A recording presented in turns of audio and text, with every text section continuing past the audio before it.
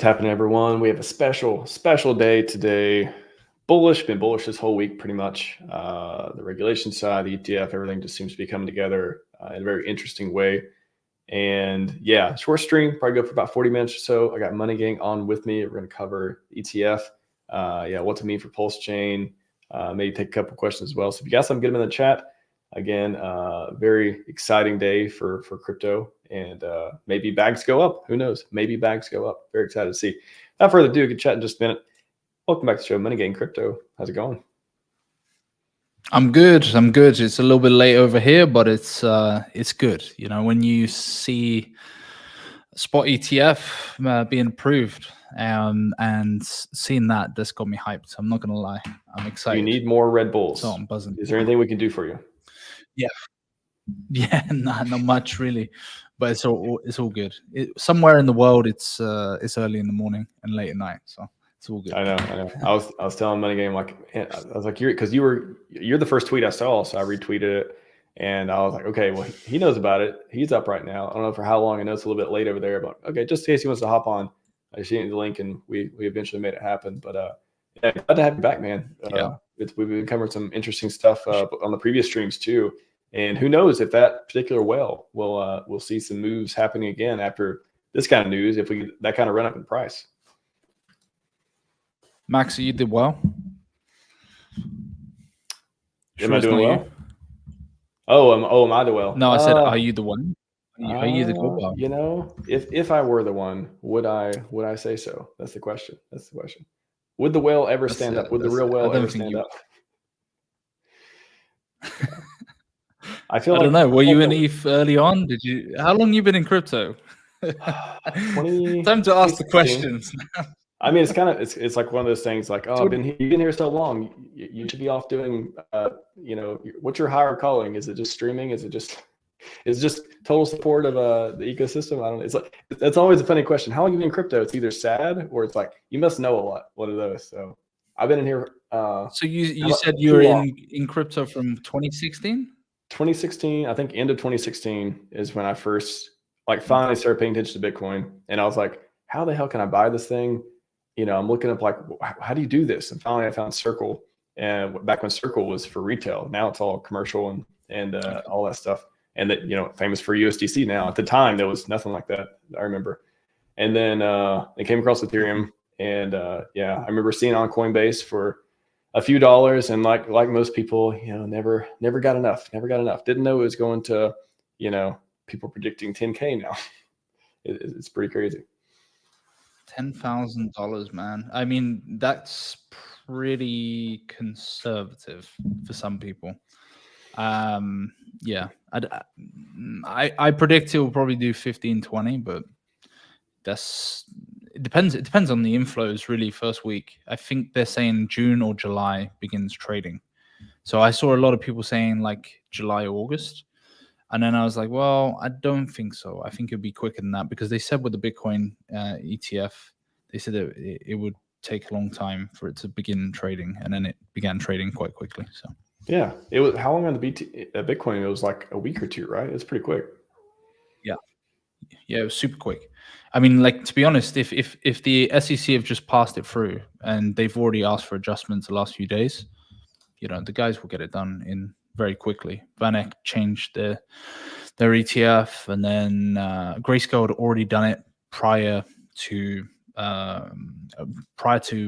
the SEC even talking about it. So yeah, BlackRock was the big one. That was like yesterday, I believe, that they changed their ETF to just spot only. Yeah, and what is it? But yeah, because we're talking about August, where May was kind of. I mean, everyone last week was like, yeah, totally, May's not going to happen. Why wouldn't we have heard more about it at this point? Why, is the first time around, BlackRock's in August. That's kind of like the best chance, because they're 99.9% chance of getting it. But man, we got it in May, which is just because, everyone's thinking, okay, summer, maybe we get a run up after the ETF, all season, all that stuff. Now that it's happening earlier, I mean, what do you think? Has timelines kind of changed around for you? Like, what do you expect from crypto this summer? 100%. Yeah. I've said I follow Bob Lucas a lot, and he's talked about a left translated cycle.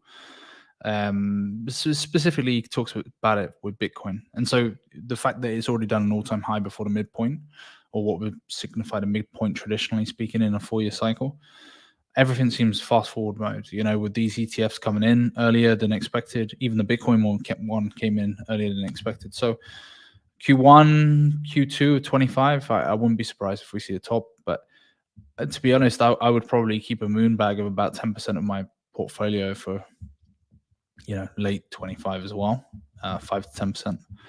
But I definitely would be thinking about DCAing out maybe end of Q4, beginning as a Q1, Q2 of 25. That's my time horizon. But we got to remember that Hex ran off of the 65K Bitcoin top before the double top, and Ethereum going up to, I think it was 4.6 before it went up to 4.8 and dropped back down. Hex ran 4 months after that in the September until 21, and then you had the November top. So yeah, PulseChain ecosystem, guys, is usually 3-4 months after the top of wherever Ethereum will hit. Okay, it's competing with Justin Sun, though. Yeah, I mean, there's some whales that have some ETH for sure. Okay, so just the way you're painting them, because you mentioned PulseChain too, the way you're picturing it is, you know, we'll have an Ethereum run up for the next, you know, next quarter, next 3 or 4 months or so, and then get a top somewhere there, and then you think we'll kind of go into PulseChain, or you think it'll go up in parallel, and then PulseChain will like rocket up after, you know, maybe some whales make some moves, or people will front run them type of thing? Yeah, I think it would be pretty parallel. I mean, this is, I think a lot of people don't get it, that a bag that's with that big a size, or in entities that may have a bag of that size, will have to DCA out along the way. It's not going to be like, wait for 10K, sell it all, you know, in one click. So I think I've said about 6K, maybe you start to take some of that position out, and then you start to create kind of walls up, or movements, ladders up, as you move towards, say, sack rate, above sack rate, previous all-time high. And then, yeah, I mean, this period of like lull has been fantastic. We saw the data recently of this big whale that's been selling 1 million a week or something like that. I can't remember exactly, but like when I saw that, I was like, oh, okay, this is pretty bullish for me. This is like extremely bullish, because you're taking out one of the biggest whales, who's trying to hide it, right? Trying to hide it from like on-chain analysts who might be tracking the wallet, but doing it through MetaMask swap. But yes, I'm pretty like, I'm bullish on ETH. I've said this from, I don't know how many months now. I've said that we are a leverage play on ETH, and you know, there is the main route to PulseChain is through an Ethereum bridge. There are other bridges, but I'm talking about significant amounts of money that can go across the bridge is going through from Ethereum to PulseChain, PulseChain to Ethereum. It's not going through Binance. It's not going through. It's not going through somewhere else. SparkSwap obviously offer that, but the main safest bridge is an Ethereum to PulseChain bridge, and vice versa. So. Man, I would like a Merry Christmas. Last Christmas sucked in comparison. Give me a Merry Christmas this year. We got a video. The last time we saw Richard, we got a video. That was good to hear, and that was some interesting. Looking back, you're like, wow, that was maybe some Easter eggs in there, kind of some gems. But it was like, okay, everything's super depressed. Everyone's like, why I'm, you know, questioning all these choices. And then we get the January pump, and then things get really exciting. And then we get the, you know, not supporting Ethereum anymore. Things have just been, you know, not super good the last couple months or so as far as price goes. But man, wouldn't it be, if looking back, think about like a year from now, for example, 6 months, 12 months from now, looking back, do you think it all makes sense? Do you think you think there is this, you know, type of master plan, and it will all just make sense in like 12 months from now?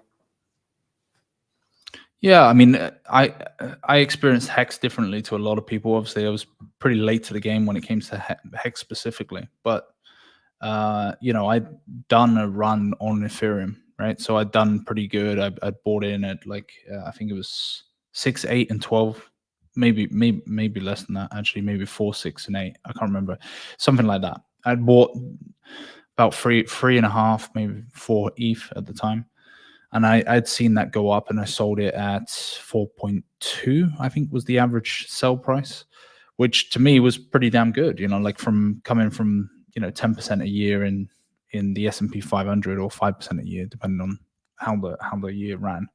I was like, damn, this is the power of crypto. And then I heard people's lives change on Hex, and from the guys I speak to, the early Hexicans, and you'll probably know yourself, was like it took ages for it to really start to make a massive big run, like a really big run up. It felt like everything else was outperforming Hex for the majority of the bull run. It would have been better to be in Cardano, and would have been better to be in ETH and many of the DeFi protocols, and even Bitcoin to a degree. And then boom, you saw it like shoot up. And look, check out the if you go to Dex Screener in a sec, check out the ETH BTC ratio, because that is like, I just find it hilarious. I've been arguing with like Solana guys. This is the problem with Solana guys. They make it all about them. Sorry, not on Dex Screener. Try TradingView. Sorry, excuse me. The Solana guys are like, oh, Solana spot ETF. It's like, shut up. It's not your moment, Solana. Go away. I will be buying some Solana because I think that will be. It's not your moment. Like you guys have had your moment for the last, like, I don't know, 6 months. I'm not feeling sorry for Solana running up like what 10 or 15x in the last year or so. Seems like. Yeah, from their bottom to now, I think it's like 25-ish, 22 maybe. But and they were doing the same thing as 21. ETH BTC ratio. Yeah, just click on the right next to the photo icon. Yeah, to the right there. There's a square. Yeah, that one. It'll bring up the chart. So check this out. If you zoom out a little bit, okay, you can see here this is priced in BTC. Like, look how low it got. You zoom it out for it. Yeah, that's perfect. Look how far down this thing was going, and that goes back to what's that? 2022. End of the 2020. Yeah. It's gone down. Like you couldn't have a worse performing chart. That's almost like our bear market. Sorry, guys. Sorry, guys. I've got a few. Yeah, I mean it's like painful. I wonder how much it's gone down by, but percentage wise. But it was doing new all-time lows versus BTC. And then if you even look at the Ethereum, there's Ethereum Sol chart as well, and you'll see the same thing. And then just look at the recovery. Like, look at that just in the last couple of days. Yeah, it's insane. And I've been saying this for a long time. I've been talking on Mario Narful's Twitter Spaces. Speaking of which, I can't wait to go on tomorrow, because we're back on the meme coin space. And all I do is talk to base guys and Solana guys. And I've said to the Solana guys, you got to watch out, because it's go time for Ethereum. And they didn't believe me. So there you go. We're going to see this run up versus Sol. We're going to see this run up versus Bitcoin. I still think Solana is going to do well, but people chase green candles, and once you start seeing that ETH BlackRock money coming in, start seeing that Fidelity and VanEck money come in, it changes the game. Is that what you expect to happen too? As far as Bitcoins went up a lot. Do you think a lot of people will be selling the Bitcoin profits to get into ETH? I think it will slow down Bitcoin's price trajectory a little bit, right? Like Bitcoin has exclusively had just a lot of price movement and a lot of like monetary inflow. So I do think it might slow it down a little bit, which could extend out the cycle a little bit more, right? Because we usually use Bitcoin as the kind of marker for the top. But I think that will happen. I also think that the Solana guys, so Bases already came in as a competitor that uses ETH as its gas fee. It's already come in as a layer 2 to try and compete with the meme space for Solana. And every Solana guy will be pretending, oh no, it's not that big a deal, this, that, and the other. It is a big deal. You've got a pretty good competitor, and the Ethereum guys love it because it's Coinbase who are pushing it, and they're spending a lot of money to try and get people over. I mean, and Solana changed teams quite quickly. A lot of them, like, you know, especially in the meme space, they're just chasing the pumps wherever the green candles are. So I think as it's bonded, a lot of the stuff is bonded on base to ETH. You're going to start to see a lot of those meme coins run. I mean, look at Pepe today; it's up 20%, new all-time high for Pepe recently. So I like it. I'm not hating on all the Solana. It's super degen. If you use Solana, it's super degen. It's like rug pull city. But yeah, yeah. I've always been an EVM guy, right? Like I came from a kind of ETH maxi position into Hex and PulseChain. So I started off like that, and I've always liked it because I think it's better tech. The question: if Ethereum is 15K, what do you think the price will? Sorry, go ahead, Rick. No, I was just gonna read the question. Yeah, if Ethereum is 15K, what do you think PulseChain price will be? Oh, What do you think, Max? I avoid predictions. However, Ethereum 15K. I don't know. I've been bullish this entire week, and we haven't even started trading the Ethereum ETF. I'll say that. Should we do a bit of maths? Let's do a bit of calculations. But I'm not going to talk about price here. I'm just going to talk about like bag size, right? So okay. We all know what the sacrifice funds has in terms of ETH, right? So at 15,000, let's say on average, okay, it runs up to 15,000, but the individual that owns the sacrifice wallet is only able to extract as an average entry out price $11,000. You're probably looking at $1.87 billion, right? So if that was an average on 11K exit, if it was 15K, so you're looking at $2.5 billion. Now that's just sacrifice funds wallet address. If you're looking at Godwell's wallet address, it's about 100. I can find it exactly because I track all the wallets. You're looking at, this is if the, you know, if RHMax, the Godwell, decides to play. That's it. I'm going to call you the Godwell now. Very unconfirmed. Yeah, super unconfirmed. If the Godwell's got right now 148,116 ETH. Wow. Two whales that have over 300K ETH that lack PulseChain. 300, I'll tell you the exact amount, 104, 148,166, 116, excuse me, plus 318,116 ETH, just in case you needed to know that. Yeah, I mean, it's you got to take it as a factor in play, plus whatever happens. I mean, I've been impressed in the meme space and what's been going on. We've seen that people said that we'd never see a 10,000x again, and we saw it on GIF. We've seen it on HOA, we've seen it on Teddy, we've seen it on SolidX, we saw 1,000x on Bro, we saw what else? Loads of stuff that's done X's, you know. And people will say, well, there wasn't, in some projects there wasn't the liquidity to just extract. Yeah, but it's kind of like people are looking for that, or have changed their lives quite significantly through those projects. And it's nice to see that that's happened. We never thought that there would ever be a 10,000x again, and we've seen it. We've seen great yield farming opportunities on PulseChain, like unbelievable. I compared it to PancakeSwap the other day. I'm like, it's better on PulseChain. And so we just need a bit more optimism and hope. I think it really is just people just losing hope over time of just waiting. And it's always strange to me because I don't know, like part of me is like, okay, I can see maybe the average person, or you have been here for a while, or you see other opportunities, other blockchains, whatever, and you're just not interested in sticking with one. But for me, it's like everything. There's so many things that I've been bullish about that just take time.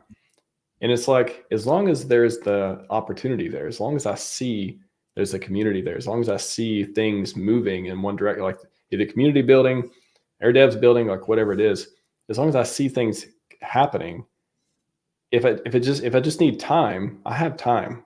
That's something I have. So if I just have time, or if I just need time, then that's okay.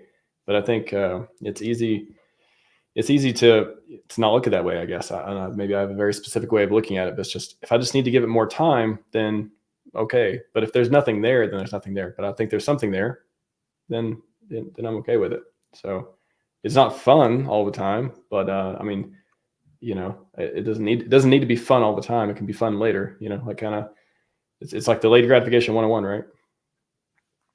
That's right.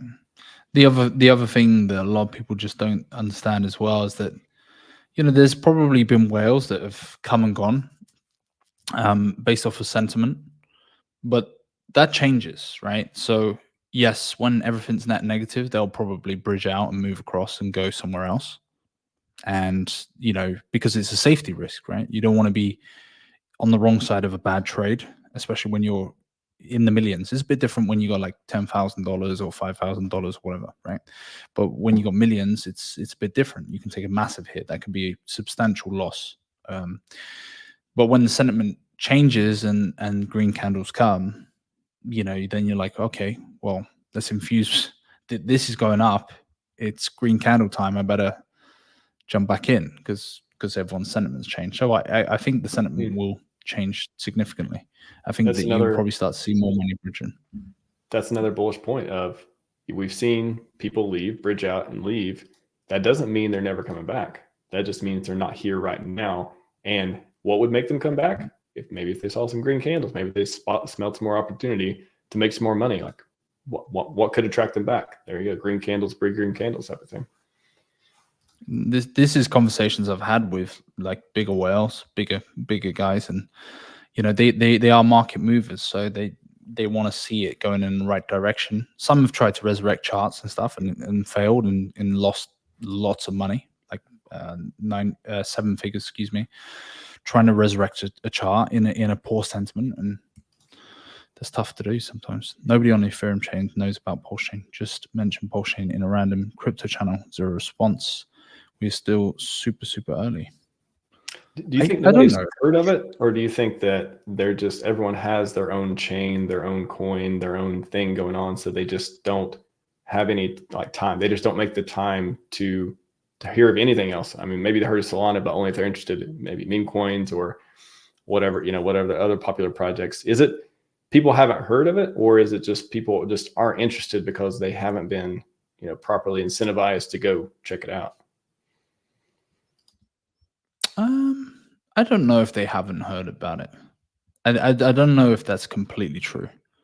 You know, like if I was to say to someone, do you know about the Sui, Aptos, Tenet network? Some might say, I know Say or Sui. If I tell them about Hex and Richard Ha, it will get a vivid reaction. So I don't know if that's completely true. And then who on the Ethereum chain, right? Like this is who are we talking to? Which plebs are we talking to, right? Most of them gone Solana. Most of them gone to Base. They don't even use Ethereum anymore. So it makes me laugh. Like I don't know who's in the current narrative. Like you'll start to see a lot of DeFi action now on Ethereum, and you're going to start to see loads of projects start to pop off with the price increase of ETH. But I don't think there's a set community on Ethereum. Like I can't think of. Maybe a couple of the meme coin guys, but there's no like, hey, we're the Aave squad. yo, what's up? We're the Uniswap squad. I met the Aave guys the other day. Like that always means founders. It never means like a community. Probably. I mean, like a lot of times. They don't have a community. Like, do you know of any, if you watch mainstream crypto channels, do you know of any like Ethereum only live streamers or whatever? No, I mean, they're all Ethereum, maybe Ethereum project based, but not even that. Like, why would you, what is the incentive to restrict yourself to Ethereum only? Like, there's no reason to do that. Yeah, I've not come across it. It's one of the only chains. Yeah, like I know plenty of guys that were like that with PancakeSwap and BSC, but yeah, they're not culty enough. That's what it is. It's like you come here, people can stay on PulseChain. You know, a lot of people are like, yeah, I like PulseChain. I mean, for me, like PulseChain is my chain, and it coming from Hex and stuff too. But I think we're much more. Our community is, I don't know, much more consistent or determined or culty, whatever you want to call it too. As far as just hey, I want this thing to happen. I want this thing to happen real bad, and at least promotion wise, I talk about PulseChain a lot. But yeah, for Ethereum, I don't feel that same sentiment. I'm sure there is. I'm sure there's pockets of people who are just like, just literally like talking about ETH. But it's definitely doesn't feel the same. I was having a conversation with a couple of guys in the meme coin space, right? And I was saying, look, there's some great meme coins on PulseChain, mainly because there's lots of people that back it up with V3 liquidity, create these walls of liquidity to kind of stop price impact going down to the downside and kind of help prop up the price and stuff. And I had to then explain V3 liquidity to some people. They didn't have a clue. What do you mean V3 liquidity? Like as simplistic as that. And most of them are known, like they launch and all they're looking at is the market cap going up and waiting for when they're going to cheat. Like at 2 million market cap, I'm cheating. And it's just coin market cap maxis. It's it's like they don't even know Dex screener. Yeah, like literally. I remember I've literally like super chatted channels before and just ask them talk about PulseChain, ask them talk about Hex. It is a struggle, man, because almost like I would say 80 to 90% like will literally just go to CoinMarketCap, type it in, look at it, and the few that will go use TradingView, like not helpful, right? For the most part now, especially with, depending on if you want to look at EHEX or PX, but they don't even know like what is DeFi? Why should I pay attention to DeFi? I'm out trying to look at the low cap gems. I'm out looking at CoinMarketCap. I'm trying to hustle and find the cheap stuff to get in and get out type of thing. And some of them, like maybe they are value investors. Maybe they just believe in certain projects or they want to find good stuff too. But it's not about DeFi. Like every time I look at live streams, I never see like a DeFi live stream. I never see like projects that are DeFi based live streams, not with the big crypto people. So with Ethereum ETF, for example, like, is this going to bust DeFi open? Like, what do we got to do to get people to use Dex Screener and look at all the opportunity? Well, it depends on the tactic, right? It depends on like what the structure is. Like we for better and for worse, like with 9inch and our guys, like we have a lot of young guys who are some of them come from Solana or some of them come from kind of that background. We're slowly rolling out V3 to these guys, right? So it's like we've done coin launches in the past. I've put in money and it's been cheated down. And we will laugh around in CoinHub, like VC, and I'll be like, guys, stop cheating the chart. Yeah, let's create nice structures and actually make our chart look good. And you can do V3 in a better way.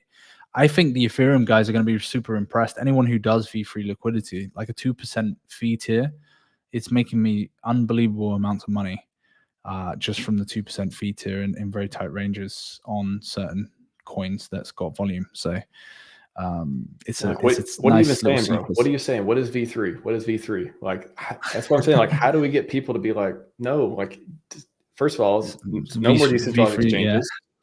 Like, are DEXs the entry? I kind of feel like the easiest thing to use in DeFi is a DEX, right? So like, does that bust everything open?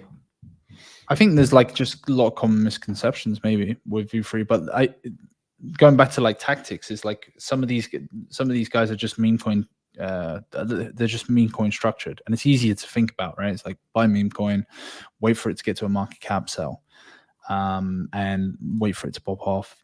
Make sure there's good memes behind it and good community, but you're not really hanging around. You're trying to get in and out. You're trying to snipe like 10 to 20 different projects on Solana or Base.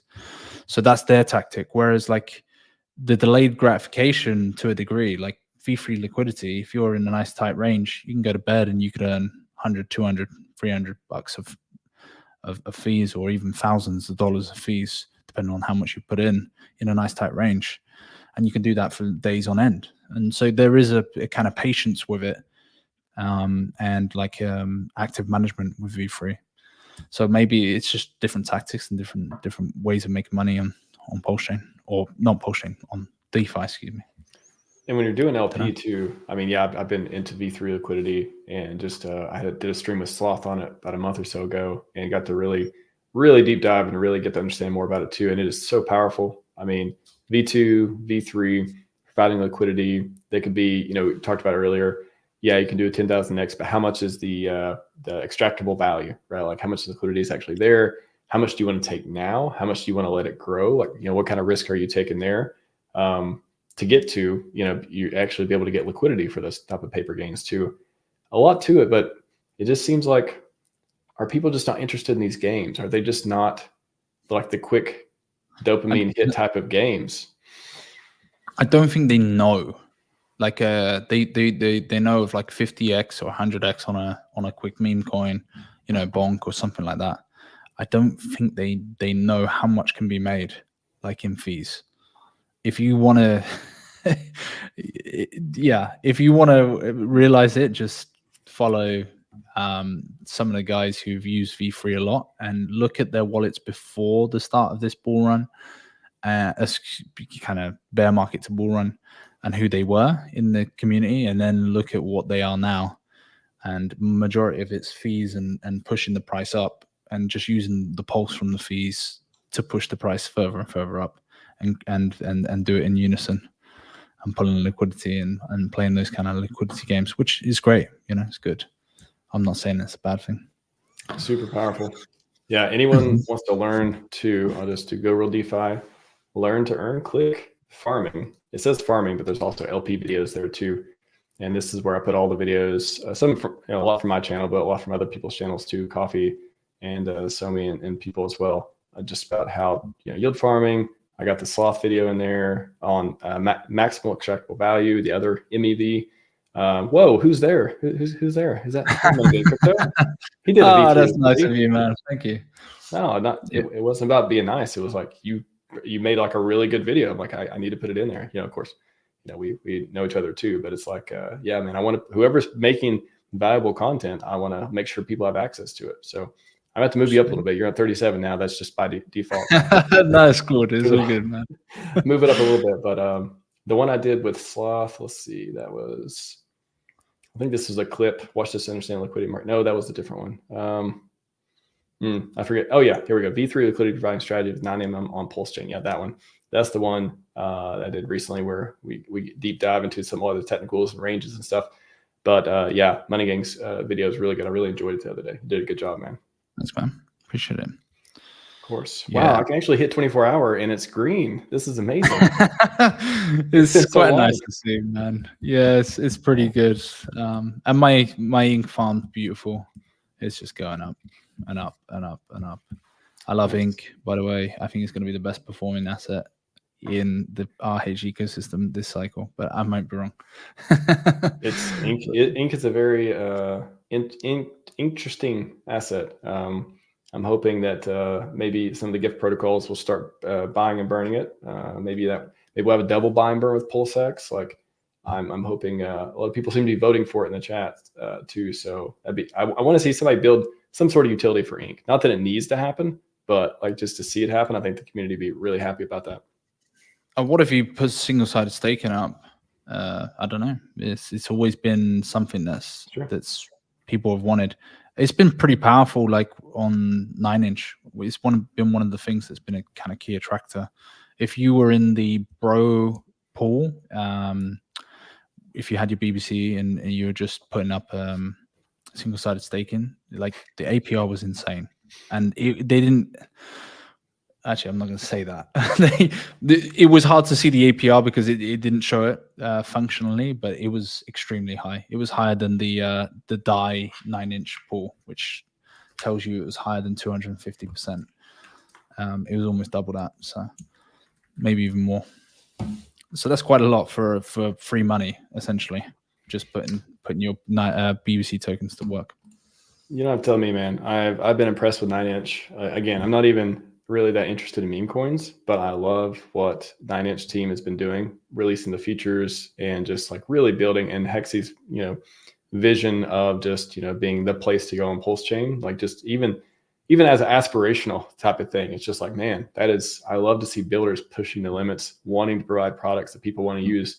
And I got Hexy B and Cultivate Crypto Charlie on tomorrow, and I'm sure we'll talk about 9-inch too. But yeah, I love talking to you guys because you're building, you're shipping, you're doing stuff, and it's like, man, and it's like cool stuff like DCA features and like limit orders and the launch pad and just all this stuff. Like I just recognize like just good work building a PulseChain. So I think it's really cool. We want to give people money, man, and like we want to be kind of the pancake swap of PulseChain. And I think also there's a shout out also, to Fux and the Fux protocol as well. It's been cool. 9mm even having V3. I mean, we have a little rivalry, but I still got to shout them out because they've done what they've done, and so even though we have a competition or whatever it is, I'm pretty happy with these kind of sub communities building out. I mean, we could be better together, more diplomatic, but hey, that's BTC. If you think about BTC and how it went into subgroups, they hated each other and still do to this day. So it happens. Yeah. Hopefully our community, maybe the green candles will bring more people together. You never know. Hopefully. But do you think there'll be a day? Actually, I'd be interested to get your thoughts on this, because obviously, like, there are still guys that will harp on about eHex, and then there's the pHex guys. Remember, like Furu and Johnny Chaos doing their thing during the bear market, and then there's almost like subsects like, oh, I want Ink. I like Ink more than anything else because it didn't have a sacrifice, and there's no massive whales unless you count like Firewall, and it's kind of like a pure token because it was kind of fairly launched. Some people say that, and so I feel like there might be subgroups that will happen even in the specific tokens. I'll be interested to get your take on that. Yeah, I think it's been happening. I think at first we're calling it fracturing of the Hex community. I think the Hex community at this point has been, my perspective has been just widely integrated as one of the, subgroups of the PulseChain community. Just people who like Hex want to talk about it. Of course, everyone, I want to think everyone has some sort of affinity for Hex. Some people just outright don't like it. That's fine too. But I like that. I think it's okay that we have different groups with different visions, going for different angles, building different products. I hope that people find a way to contribute and do healthy games that give and help people make money instead of just like go the other way, like lower, not lower risk, but just games that are, I don't know. I have a preference for long-term games. Playing long-term games, long-term people, like the Naval Ravikant quote comes to mind on that. So. Yeah, I think it was inevitable. I've actually been thinking recently about how Richard sees this too, because he had to think, this was going to happen. There's going to be 1 million coins launch. Like that had to be, he had to know after PulseChain launched. Again, just my speculation, but I could be wrong. But I think he had to know that PulseChain was going to turn into a bunch of different groups with different ideals and different ways of doing things. Hopefully, to have some kind of correlation with the fundamentals we came from. But a lot of people are new and they don't have those same values and stuff too. And it'll work itself out in the community, I think. But it's one of those. It's one of those. We have this network, and we have these builders, and we have these people involved, and some people are here for a while, and some people are not. And it's just everyone's just got to choose the projects they like and what they want what they want to support and what they want to stick around for, and hopefully they're building winning stuff. Like I think hopefully everyone is kind of, whether it's a competition or whether it's just kind of like shared values or whatever it is, hopefully we're making people better. We're making people want to stick around and not leave.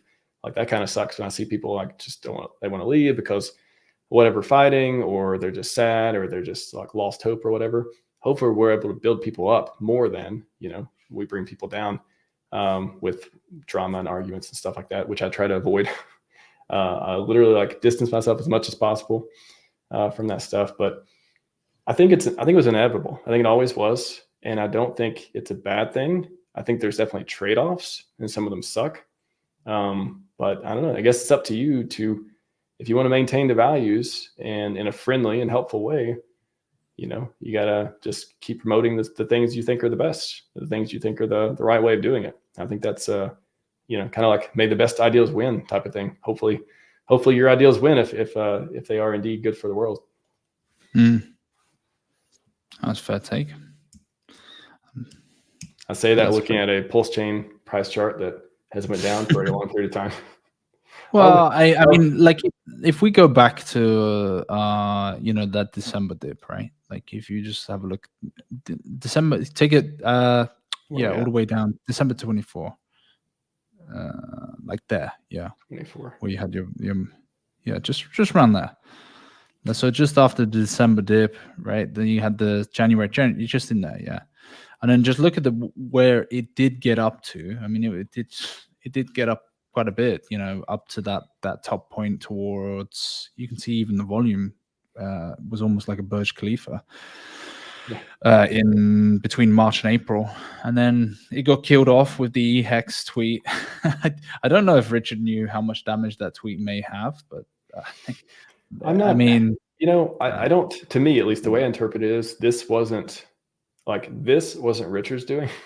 Like, I don't look at it. I look at it as, it was maybe that was around the top time, and then that kind of fire got set off in people, and then it kind of cascaded. I'm not saying he didn't light the fire. I'm just saying, the market decided. The market decided. March 10th was the tweet. It was like the exact day, pretty much.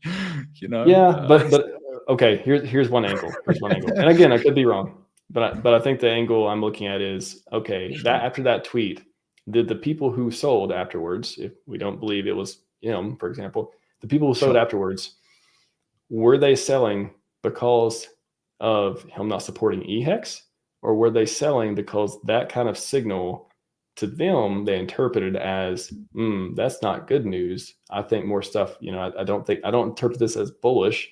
The price has already went up, like, was that 3x, 3 or 4x, wicked up to here. This thing's a little frothy. He's not streaming again. They start, maybe they start doing the calculations like, yeah, this is a good top for now. I mean, that's a lot of dumping, a lot of dumping, a lot of pain. Yeah, maybe that's the case. Maybe people did. The reaction, I remember what happened with the community and stuff. The reaction was pretty insane. Ink had actually done a 25x from the bottom to that top point as well, which was, I was kind of pissed because like everyone was riding Solana's dick, and I was like, guys, Ink has actually outperformed Solana from bottom top, and then boom, it kind of shot back down. But one more on this real quick though. Just think about, I know it was like crazy AX times, but imagine that tweet never happened. Do you think we would have keep going, or do you think there would have been another local top, another bad news, another event? Yeah, I don't think we'd dip all the way back down. I don't think we would have retraced all the way back down. You may have had like a bit of a, you can see there's even little retracements here, right? Like you can see like little, maybe here. No, as in on the way up, there's slight retracements. It looks like maybe a, I don't know how much percentage wise, maybe like a 40%. You see those little candles up and then boom. But maybe that's the case. Maybe it wasn't, because what else is keeping it going? Like what else is, unless Wells kept buying. I don't know. Yeah, a little bit of a little bit of money from a little bit of spare change, but yeah, there was probably a few factors combined. But hey, if that's got rid of a bunch of whales or people that weren't going to be around anyway, that's great. They can buy back higher up. I'm just yeah. I mean, just again. So Richard, no one has proof that Richard was selling, right? We had proof that and a big whale entity put in, what was it, 20 million or something like that over time, over like 3 or 4 times. That's what we've seen on chain, but no one has seen on chain. Thing that happened the last couple of days or something, right? No, I'm talking about in aggregate. I think like overall these, some of these buys were the 170K ETH whale. Right. Okay. Yeah. I got you. And then kind of ignited some of this stuff too. We have plenty of on-chain data saying big whales were buying, but who was dumping it? If it were big whales dumping, it wasn't the same big whale dumping. That's what I'm trying to say, right? It wasn't the same whale that was buying, the same whale was dumping. No. Definitely, it was like a net loss position. There was no. Yeah. It was like 15 mil down the drain. Number 3. Number 3. Okay. Yeah, I haven't confirmed, but that I think that was one of the entities that was part of the Rackham Brigade, possibly, like the Overwatch Partners group. Yeah. Again, the EHEX tweet was not bullish. I think it was to save people, to be honest. I'm going to be completely, and I keep saying this a lot on my own personal takes. It's like, if anyone's promoting EHEX, they got a big ass bag of it and they want to just ratio it across and rotate. So they want to pump it from, I don't know, let's say a 1-to-10 ratio to a 1-to-3 ratio and then switch it for PHEX so that they get a really good ratio on their swap because they've been buying this dip. But if you want to do it as a speculative play, but I think Richard was like, I can't save people from Ethereum Hex, and there's a multitude of different reasons. I've created PulseChain. It's cheaper gas fees. We don't have the problem of BankX. There's, people can end their stakes and actually be in profit or likely to be in profit. Things like that. What it's functioning, what it's meant to do is to stake and earn yield and not get absolutely destroyed by the gas S-load function and actually be able to end their stake at a reasonable price and not be losing money on a stake. Right. Dude, it is crazy when you're seeing, you're trying to end a stake on Ethereum, and it's just like, all stakes just aren't going to get ended. So it's like, I've said it, when it first happened, Ethereum is for whales who don't care about in-stake fees and stake pools. So pooled staking, where the protocol pays it or people chip in or whatever. That's what I think people will use it for until the fees come down one day. If and when that happens. Until then, PulseChain.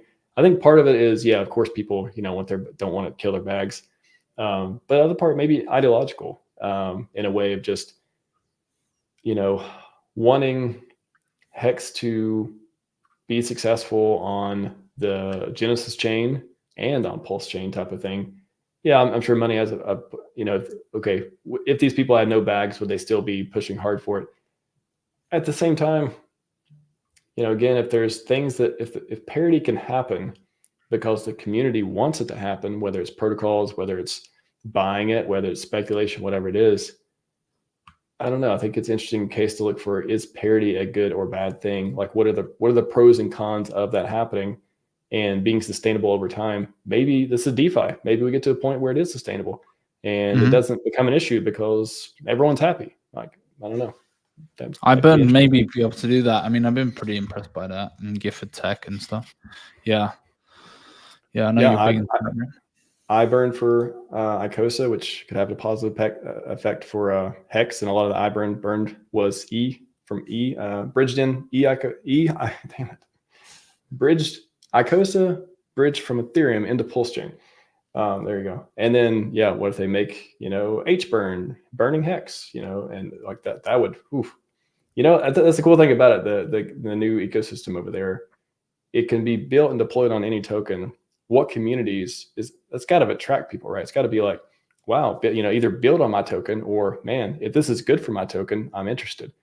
It's kind of the marketing is kind of built in a lot of ways. If, more protocols it gets deployed on stuff, which is, super interesting. I can talk to you all day about that, but Ethereum ETF, sir, how bullish are you? We're wrapping up here. Extremely bullish, man. Extremely bullish. Like, once you see the inflows, I think, Yeah, maybe after the first month. It might be if it's going to play out like BTC. It was a little bit slow first month, and then second month it just started picking up like crazy. But I think since proof of stake, it's been deflationary. Man, it doesn't take as much money to move that price. It really doesn't. Like if you got a quarter of the inflows that you were getting on a daily basis from BTC, it's going to move. I'm very bullish. Wow.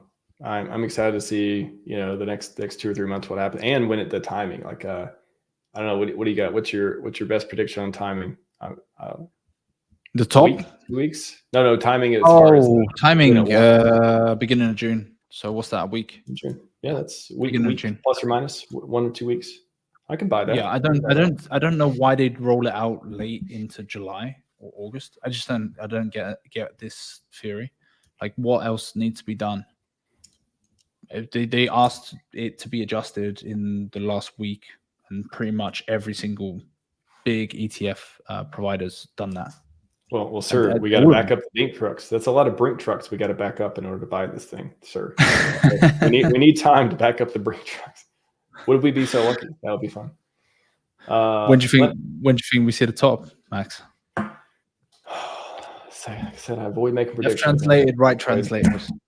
Well, I think we're back. I mean, everyone was doing translated before, but now since the ETF is so soon, I mean, you got the speculation of a year from the Bitcoin ETF altcoin season. Is that the top or starts? Almost. I'm not. Excuse me.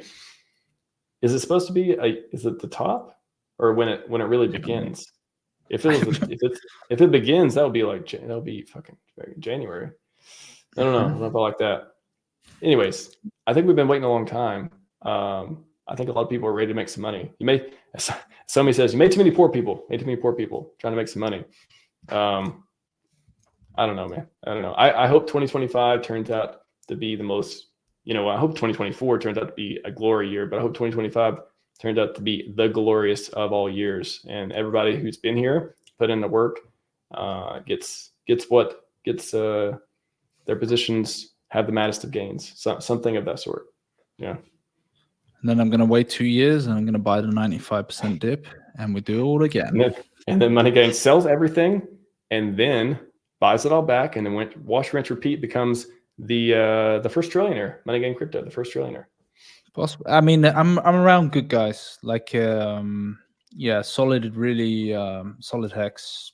He's been a good friend, and he was one of the guys that kept it in and brought it back, and is very thankful to Richard. And I hope that there are people that make decent money that bring it back and don't just go off into the sunset and never hear from them again. That would be cool if we had people who, at least if you're going to take value out, you bring it back at some point, and we play the healthy games for years to come, and make minting new millionaires to go do good in the world. If our community can achieve that, we've knocked it out of the park. If we can do that, I think that'd be cool. I think in crypto, where can people find you, man? Just like that, Money Gang Crypto, Twitter, YouTube, Patreon.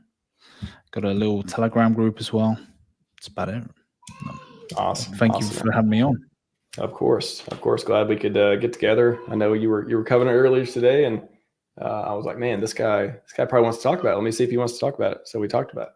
Oh man, I'm pumped, man. I really am. I'm like it's just great because now we have some regulatory clarity. I think loads of people were hating on Ethereum. I like Ethereum, obviously, but I also like PulseChain a lot more. But it really helps PulseChain, like significantly helps PulseChain. People just don't understand it. Yeah. PulseChain.com. I like it. I'm certainly excited to see what it does for it, and if our ratio starts to reverse a little bit, that'd be fun. All right, everyone. That's all we got for you today. Scivive and 5555. We are out.